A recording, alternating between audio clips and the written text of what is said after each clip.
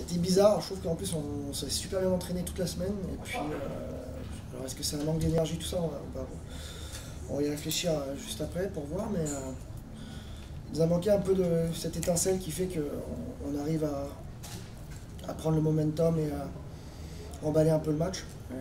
On l'a pas fait, on l'a fait juste quand on a pris le but. Sur la fin de période, on a marqué, puis derrière on a gardé les Palais dans leur zone, et puis après on est revenu dans notre train-train, et puis on prend un but à la fin. Non, un match un peu bizarre.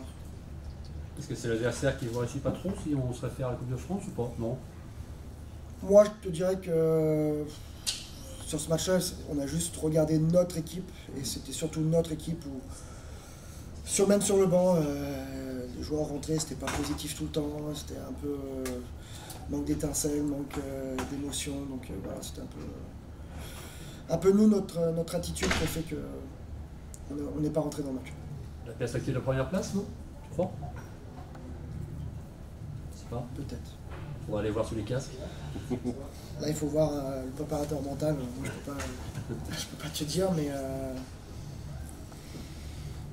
je sais pas si ça fait peur ou quelque chose comme ça, parce que nous, on met pas la pression de finir premier à tout prix. On veut juste gagner chaque match. Donc, on veut pas se mettre la pression plus que ça. On veut pas aller voir plus loin, mais est-ce qu'on a eu cette pression-là? Je pense pas. Un peu de fébrilité quand même ce soir, je trouve. Hein. À certains moments du match. Ouais, on n'a pas contrôlé le match comme on aurait voulu. D'habitude, on a toujours des temps faibles quand même dans chaque match. Hein.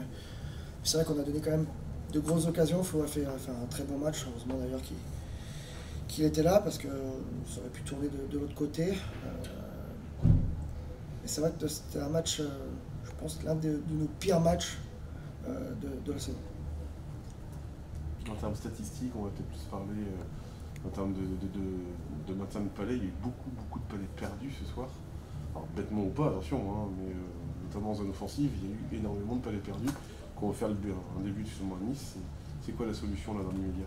Bah, de toute façon, il y a plusieurs choses pourquoi on perd les palais, soit parce que l'équipe adverse nous force très bien, soit techniquement on n'a pas été bon, soit nos choix de jeu n'ont pas été bons. Moi je pense que je peux juste... on a été lent dans la prise de décision, et puis je trouve que techniquement on a été faible ce soir. On a été faible, on a fait des mauvaises passes, des mauvaises réceptions, et puis nos choix de jeu dans l'ensemble n'ont pas été bonnes, nos prises de décision n'ont pas été bonnes. On a été lent à prendre des décisions, donc les joueurs adverses, bah voilà, ils se mettaient en place dans leur forecheck, et puis on a créé énormément de turnovers, ça c'est sûr.